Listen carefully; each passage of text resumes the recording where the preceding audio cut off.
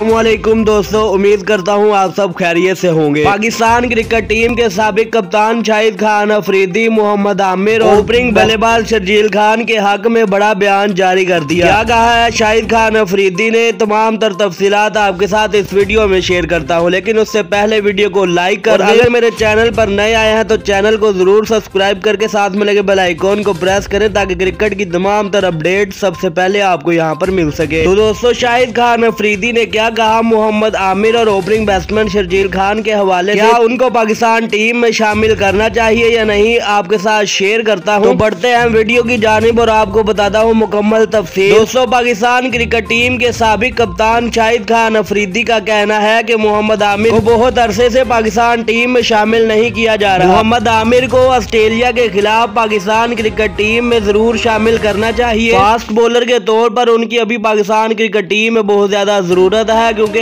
2022 में T20 world cup और Asia cup खेलना है। हम लास्ट T20 सेमीफाइनल भी इस वजह से आ रहे थे कि हमारा फास्ट बॉलिंग अटैक बहुत ज्यादा वीक था, तो हमें मोहम्मद आमिर को जरूर शामिल करना चाहिए। तो दोस्तों, शर्जील खान के हवाले से बात करते हुए उन्होंने कहा कि शर्जील खान को ऑस्ट्रेलिया के खिलाफ जरूर मौका देना चाहिए, वो इसके लायक भी है। T20 फॉर्मेट में शर्जील खान बहुत अच्छा खेलते हैं और खेले भी हैं पाकिस्तान क्रिकेट टीम के लिए। तो शर्जील खान और मोहम्मद आमिर को दोनों को पाकिस्तान क्रिकेट में शामिल करना चाहिए।